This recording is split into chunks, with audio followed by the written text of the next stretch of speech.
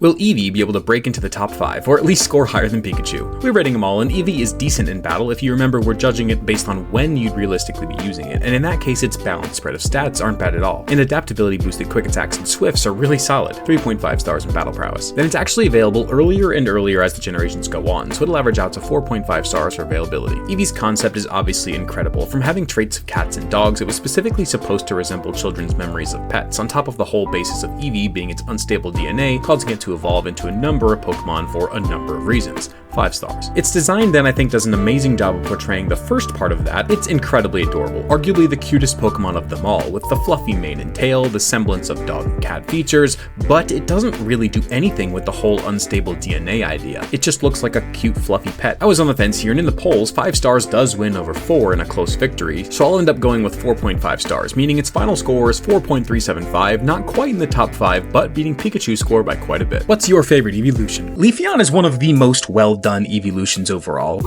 Rating them all, and in battle, it may not be the best of the bunch, but it is still really good. Its stat distribution is balanced very well for a physical attacker. 110 attack, amazing 130 defense, and 95 speed is more than enough to outspeed most of the things you tend it in against. Its pure grass typing isn't the best, but it's not bad. Its main issue by far is its move pool. Razor Leaf and Synthesis are incredible for the early game, but not getting Leaf Blade until level 71 in Gen 4 is actually ridiculous. Thankfully in Gen 8 they moved it up to level 50, gave it Swords Dance and Leech Seed by level up, and plenty of amazing TM options. I think this is arguably 5 stars in Gen 8, but definitely not before then, so I'll go with 4.5 stars in battle prowess. But its availability is just stupid. Sure, the Mossy Rock is found before the second gym in Sinnoh, but Eevee is locked behind the post-game, which since this is LEAFEON's home region, that counts. Then it's post-game and doesn't count in Johto and Unova, and then in Kalos you can get Eevee super early, but the Mossy Rock is super late and will earn a big penalty. And oh my god, in Alola and Galar you can actually get and evolve Eevee super early, so that will bail out its availability at 3.5 stars. So far, Eevee and its evolutions have all gotten 5-star concepts just because the whole idea of a cuddly little fox, cat, dog creature whose DNA is unstable and mutates when exposed to different elements is amazing, and the grass type evolution becomes what I think is the embodiment of the saying, I'd rather be a warrior in a garden than a gardener in a war. It's peaceful yet capable of protecting its friends. 5 stars. But as for design, LEAFEON is easily my favorite evolution. This comment explains my thoughts really well. I just think that it perfectly portrays a grass type Eevee, finding the balance between simplicity and detail. The frayed leaf tail and ears look absolutely amazing, the color scheme stays loyal to Eevee in a way that most other evolutions don't, and the brown or even muddy paws along with the grassy tufts of fur on the chest and legs give it just enough to make it not too plain. Easily 5 stars in design. So that does give LEAFEON 4.5 stars overall, planting it in the Sinnoh top 5 and a nice placement among the evolutions. Glaceon got done so dirty compared to the other evolutions.